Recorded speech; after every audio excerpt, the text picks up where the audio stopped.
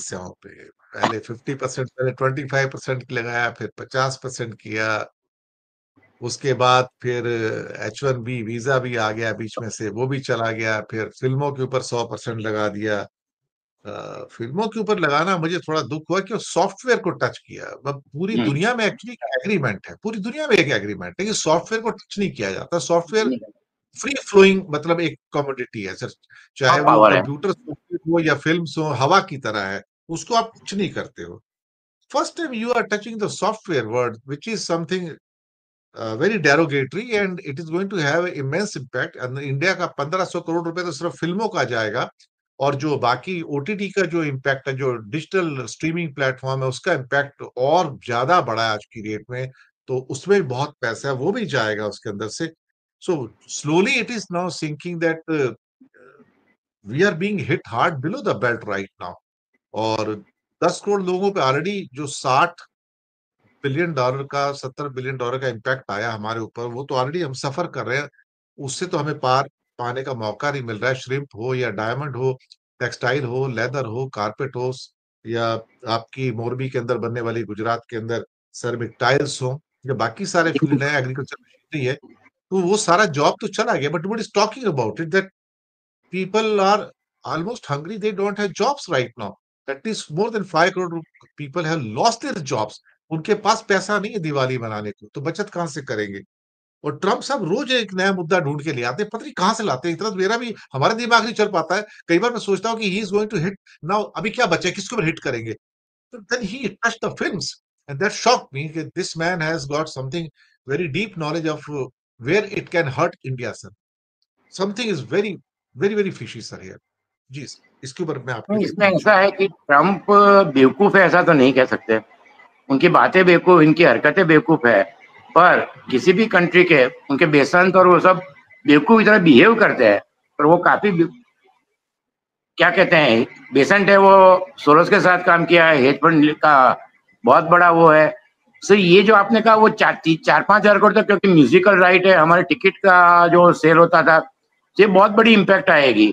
और generally software को इसलिए टच नहीं करते कि उसकी ज्यादा इम्पैक्ट अमेरिका को होगी, ऐसा मानते थे। पर जो ये प्रॉब्लम है हमारी 6 राउंड की टॉक में क्या हुआ अभी तो कुछ पता नहीं चला है। कुछ पॉजिटिव है कि पॉजिटिव है, पर आपने कहा वो सही कहा कि जो मेन आइटम्स है, जैसे कि एप्रल है, डायमंड है, श्रिम्प है, लेदर है, तो ये सभी पे तो इम्पैक्ट होगी। पर ये ड्यूटी 50% नहीं पड़ रही है, कहीं में 62% हो रही है, कहीं में 60% हो रही है। पहली की ड्यूटी के साथ कर रहे हैं। तो उनके जो बायर थे वो रेडी थे कि 25% प्लस। अब 50% प्लस 12%, 62%, ये पहली प्रॉब्लम है। दूसरी प्रॉब्लम ये है कि ये ट्रेड एग्रीमेंट जल्दी नहीं हुआ। तो आप तो एसएमई एमएसएमई बहुत अच्छा जानते हो। एक बार जो बंद हुआ उसको शुरू करने में महीने लग जाएंगे। तो जो जॉब गई, जो मार्केट गया, वो सब जल्दी मिलने वाला है नहीं। और तीसरी प्रॉब्लम ये है कि आईटी सेक्टर में भी कुछ लोग बात कर रहे हैं कि वियतनाम, श्रीलंका शिफ्ट करे। तो ये सब चीजें जो होनी शुरू हुई, तो जो $60 बिलियन का, अब आप जो कह रहे थे कि 2 सेक्टर उसने छोड़े थे, ये फार्मास्यूटिकल और सॉफ्टवेयर था, आईटी। फार्मास्यूटिकल में भी उसने एक तो कर दिया, पेटेंट एंड ब्रांडेड ड्रग, और सॉफ्टवेयर में भी उसने शुरू कर दिया है। तो ये दो जो सेक्टर है वो हमारे लिए बहुत ही इंपॉर्टेंट है। अब ट्रम्प का ये करना, इसका एक ही रीजन है कि हम, एक तो हमारे पास चाइना की तरह लीवरेज नहीं है रेयर अर्थ मेटल, या कनाडा मैक्सिको की तरह कि कनाडा ने जब पूरा माल बॉयकॉट कर दिया, उनकी एनर्जी रोक दी और उन्होंने यूरोप के साथ कॉन्ट्रैक्ट कर लिए। ब्राजील ने चाइना के साथ कर लिए, बाकी कंट्री के साथ उनके एग्रीमेंट हो गए। तो जो मार्केट था वो बातें हो रही है। अब कोविड में जिस तरह का पैकेज मिला था, हमने ज्यादा, बाकी कंट्री ने काफी पैकेज दिए थे, हमारे यहाँ ज्यादा नहीं मिला था, आपको याद होगा। तो कोई पैकेज भी डिक्लेयर नहीं हो रहा कि जो एक्सपोर्टर है उनके लिए कोई सब्सिडी, लोन लेना। तो एसएमई एमएसएमई के लिए लोन लेना बहुत मुश्किल रहेगा। तो अभी तक कोई पैकेज नहीं आ रहा है। ये परिस्थिति में ये मुश्किल रहेगा। और अमेरिका में एक चीज है कि एग्रीकल्चर सेक्टर उनके लिए बहुत इंपॉर्टेंट है, वो पूरा चरमरा गया है। उनका 40% सरप्लस है, वो एग्रीकल्चर है। इस साल का उनका एग्रीकल्चर का जो सोयाबीन है, उसका चाइना का 1,12,000 करोड़ का जो एक्सपोर्ट था वो बंद हो गया। कॉर्न का बंद हो गया, पोर्क बंद हो गया, डेयरी प्रोडक्ट बंद हो गई। ये सब उन्होंने ब्राजील से खरीद लिया। तो ये एग्रीकल्चर सेक्टर में जो चीजें हैं वो एक बार स्टोर कर सकते हैं। एक तो दूसरा, उनके वर्कर जो थे वो भी भाग गए हैं। आइस की वजह से। तो अमेरिका ने 2019 में $16 बिलियन की सब्सिडी दी थी। उनके 10 स्टेट जो ट्रम्प के खास है सभी में प्रॉब्लम है, तो ये सब चीजें वो कहाँ बेच सकते हैं। तो इसीलिए कॉटन में तो हमने उनको रियायत दे दी है। आप ये देखिए कि कॉटन का उनका लॉन्ग स्टेपल हमारे कॉटन से सस्ता मिलता है जो अमेरिका से आएगा। सोयाबीन अभी नहीं किया है। बाकी जो है वो डेयरी प्रोडक्ट पे भी प्रेशर है उनका। तो डेयरी प्रोडक्ट तो हमारे लिए बहुत ही इंपॉर्टेंट है कि वो यहाँ आ सकती नहीं। और बाकी ग्रेन में तो जो मॉडिफाइड जेनेटिक मॉडिफाइड है वो करना तो हमारे बायोडाइवर्सिटी के लिए बहुत ही गंभीर समस्या हो जाएगी। तो ये परिस्थिति हम कर नहीं सकते।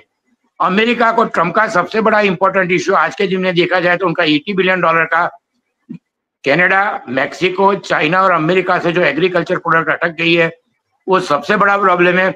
उनको सॉल्व नहीं करेंगे तो इलेक्शन में उनको बहुत बड़ी दिक्कत आएगी, मिड टर्म में फिर उनके पावर चले जाएंगे। आप मानोगे, आपको ताज्जुब होगा क्योंकि 2 एग्रीकल्चर फार्म है, कैटरपिलर उनका 13,000 करोड़ और जॉन डेरे को 6,000 करोड़ का लॉस हुआ है। फार्मर को हम छोड़ दे, जो एग्रीकल्चर मशीनरी वाले वो भी 20,000 करोड़ का नुकसान हो गया है। तो ये परिस्थिति में ट्रम्प एग्रीकल्चर पे प्रेशर कर रहे हैं। अब उसको हमारे नेगोशिएशन में हम कहाँ उनको रियायत दे सकते हैं, कैसे बाकी चीज की बात करके वहां से जितनी जल्दी हो सके उतना ट्रेड एग्रीमेंट हो जाए, ये इंपॉर्टेंट है। क्योंकि ज्यादा दिन जो ये सभी सेक्टर बंद रहे तो उनकी इम्पैक्ट बहुत ही ज्यादा आएगी। 1% GDP गिर सकती है। एक जो मैन्युफैक्चरिंग में हम 25 जो 2022 में करते हैं 25 में, अब 37 में कब करेंगे, वो भी 13% पे आ गया, 12% पे आ जाएगा। और यही हमारा सबसे बड़ा आज के दिन का प्रॉब्लम है कि हम आत्मनिर्भर नहीं है। मैन्युफैक्चरिंग सेक्टर में हमारा कंट्रीब्यूशन बहुत ही कम है। और इंडिया में भी 12 या 13%, कुछ आइडियली 30 या 40% होना चाहिए, वो भी नहीं है। तो ये सब परिस्थिति में कोई पॉलिसी डिसीजन, कोई रियायत, ये सब जल्दी डिसाइड करना चाहिए। क्योंकि जीएसटी का लग नहीं रहा है कि कोई बड़ा इम्पैक्ट एसएमई एमएसएमई सेक्टर में होगा। सेविंग कोई इतना है नहीं, आपको तो पता है 35 से 5% पे आ गए हैं। पहले हमारा 35% सेविंग रेट था, वो अभी 5% है। ये बहुत मुश्किल परिस्थिति है। और उसमें भी पर्टिकुलरली H1B वीसा हमारा 72% था। तो ये $1,000 है। तो पर उसके बाद उन्होंने वीसा भी बढ़ा दिए, थर्ड कंट्री वीसा इंटरव्यू निकाल दिए। $250 उन्होंने वीसा इंटीग्रेटिव ही की है, जो बच्चों और सीनियर के लिए वेवर था वो निकाल दिया है। और एक इम्पोर्टेंट है, अमेरिका में जो स्टूडेंट जाते थे उनके लिए एक authorise optional practical training OPT था, वो 60 दिन से 30 दिन कर दिया है। मीन्स के ग्रेजुएशन के बाद पोस्ट ग्रेजुएशन करना है तो जो ग्रेस पीरियड था वो अब कम कर दिया है। L1 जो वर्कर वीसा था उस पर एक नया बिल आ रहा है। अब ये ताज्जुब की बात है कि बाइडेन के सबसे right hand man Dick Durban और ग्रासेला ने इंट्रोड्यूस किया है कि L1 वर्क वीसा। तो उसमें ये उन कहते हैं कि ओवरसीज से जो ऑफिसर अमेरिका जाते थे उसको भी बंद कर रहे हैं और वेज इंक्रीज होगा, हायरिंग स्टैंडर्ड ज्यादा करेंगे और narrow visa eligibility lottery system शायद निकाल रहे हैं। तो आप देखिए कि एक खाली H1 नहीं है, बाकी सब चीजों में F1 का जो 4 साल का स्टूडेंट वीसा है, जैसे मैंने कहा OPT, L1, ये सभी में चेंजेस आ रहे हैं। और इसकी वजह से जो B1 B2 वीसा है कि जो मैं जिसमें इंटरव्यू वेवर था वो भी रिस्ट्रिक्ट कर रहे हैं एलिजिबिलिटी। तो ओवरऑल जो इम्पैक्ट आएगी काफी आएगी। और जो ट्रम्प ने पहले के साथ ट्रम्प जो बोलते हैं उसको कई बार ध्यान से सुनना चाहिए। वो ग्रीन कार्ड के पीछे भी लगे हुए हैं, वो लॉन्ग टर्म जो वहां के पहले था नेचुरलाइज सिटीजन उसकी भी बात कर रहे हैं। तो मुझे लगता है कि उनका प्रेशर ये एग्रीकल्चर की वजह से सबसे ज्यादा है। और बाकी तो वो सॉफ्ट पावर, लॉबिंग और डिप्लोमेसी पे डिपेंड करता है। तो ये सब चीजें हमें जितनी जल्दी हो सके इतनी सॉल्व करनी पड़ेगी, नहीं तो 26 का साल भी थोड़ा मुश्किल रहेगा। क्योंकि ये कोई गंभीर समस्या है और इसका सॉल्यूशन 5-6 महीने तो लगेंगे ही। तो ये बर्निंग प्रॉब्लम कह सकते हैं। वैसे तो गाजा यूक्रेन है, पर ये हमारी इकोनॉमिक सिचुएशन भी आज के दिन में सीरियसली लेनी चाहिए। और जल्दी ये सब सॉर्ट आउट हो जाए तो भारत के लिए बहुत ही महत्वपूर्ण रहेगा। एक आखिरी सवाल है सर, आज 1 अक्टूबर है और आज से इंडिया का ईएफटीए फ्री ट्रेड एग्रीमेंट भी स्टार्ट हो गया, स्विट्जरलैंड, लाइechtenstein, नॉर्वे और आइसलैंड के साथ। बाकी तीनों कंट्री तो बिल्कुल बहुत छोटे छोटे से हैं, मेन तो स्विट्जरलैंड ही है। स्विट्जरलैंड मेन है। अब ये अब ये व्यापार इनका कुछ ही सालों में टारगेट है कि $100 बिलियन करना है साहब। अभी कितना है? $24 बिलियन ट्रेड जो हमारा इनके साथ में है, मेनली तो स्विट्जरलैंड के साथ में ही है। अब $24 बिलियन में से हमारा जो इंपोर्ट है वो $22 बिलियन का है ईएफटीए में, और हमारा एक्सपोर्ट सिर्फ $1.7 तो बिलियन है, दो 2 बिलियन के तो, आसपास है। तो 11 गुना ज्यादा है। तो अगर ये $100 बिलियन हो भी जाएगा तो भी तो फायदा उन्हीं को होगा। ये तो बड़ा लॉप साइडेड टाइप का एक एग्रीमेंट है। और जो चीजें हमारे पास स्विट्जरलैंड से आती हैं वो सारी की सारी अप वैल्यू चीजें आती हैं, जो अब 0% पे आएंगी। आपकी सारी चॉकलेट 0 पे आएंगी, आपकी most of the wines extremely low rate पे आएंगी, आपकी वॉचेस 0 रेट पे आएंगी, सारी की सारी ये स्विट्जरलैंड से सारी चीजें आती हैं। इसके अलावा जो एक हाई क्लास एपरल्स हैं वो भी अप्रैल। 0% पे आएंगे सारे के सारे। और एक और आइटम है, उसको थोड़ा सा एक्सक्लूड ही कर दो, गोल्ड अब काफी आता है स्विट्जरलैंड से। चलो गोल्ड को हम एक्सक्लूड कर देते हैं, वो एक अलग कॉमोडिटी है।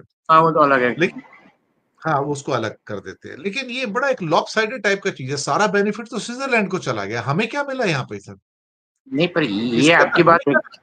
अच्छा, आपकी वो बात एक प्रॉमिस है कि 15 साल में ये लोग $100 बिलियन इंडिया में इन्वेस्ट करेंगे। यानी कि एक साल में करीब करीब 5-6 बिलियन डॉलर वो लोग हमारे में इन्वेस्ट करेंगे। क्या इन्वेस्ट करेंगे सर वो यहाँ पर आकर? कौन देखता 15 साल में क्या होगा सर? ये ये ट्रेड मेरे डील को ऐसे समझ है नहीं कि आया। जैसे जैसे ट्रम्प ने किया था यूरोपियन यूनियन के साथ। अब मोरलेस लोग वो कहते हैं कि कुछ होने वाला है ही नहीं। वो मिडल ईस्ट से 3 ट्रिलियन की बात कर रहे थे, हमारा अमेरिका के साथ $500 बिलियन की बात हो रही थी। तो ये सब क्या कहते हैं कि एक आप जो बात कर रहे हैं ना वो बहुत इंपॉर्टेंट है, क्योंकि हमने ब्रिटेन के साथ जो किया है तो उसमें भी विस्की है, ब्रांडेड आइटम्स है। तो ये सब चीजें इंडिया में मैन्युफैक्चर होने का, या जैसे आपने कहा होना, तो अलग बात थी। अब आप ट्रेड करोगे तो जब हमने आसियान के में भी नहीं किया, इसी इसी वजह से नहीं किया था कि हमें डर था कि वो साउथ ईस्ट एशिया से माल यहाँ आ जाएगा। तो जब तक आपका मैन्युफैक्चरिंग सेक्टर स्ट्रांग नहीं है, और इससे फायदा किसको होगा? पब्लिक, जनरल पब्लिक को फायदा बहुत कम होगा।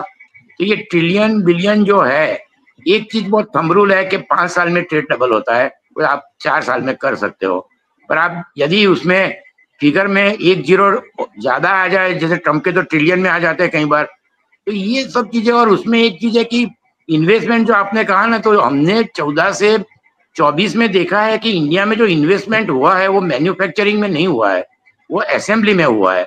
और वो भी जो एक्सपोर्ट में जो उनको सब्सिडी मिली है पर्टिकुलरली फोन में, उसकी वजह से हुआ है। तो मैन्युफैक्चरिंग में जब तक इंडिया में मैन्युफैक्चर नहीं होगा, या फिर एसएमई एमएसएमई या लार्ज स्केल इंडस्ट्री है कि जिसमें स्केल ऑफ इकोनॉमी हो, तो बाकी ब्रांडेड आइटम में तो हमें ही सप्लाई करते हैं। इसमें तो एक चीज ये भी हो सकती है कि बांग्लादेश ने जो भेजा है स्विट्जरलैंड में, या हमने भेजा है, वो ठप्पा लगा के हमारे पास वापस आ जाए और उसके लिए हम 10 गुनी प्राइस दे। तो ये जो यूरोपियन यूनियन के साथ ट्रेड एग्रीमेंट में भी हमें ध्यान रखना पड़ेगा। ब्रिटेन का तो आपने देखा ये पूरा ट्रेड एग्रीमेंट, उसमें भी ऐसा ही है कि ब्रांडेड आइटम है, विस्की है। तो ये सबसे हमारी इकोनॉमी में कोई बड़ा अर्थ अर्थ सेकिंग चेंज नहीं होगा।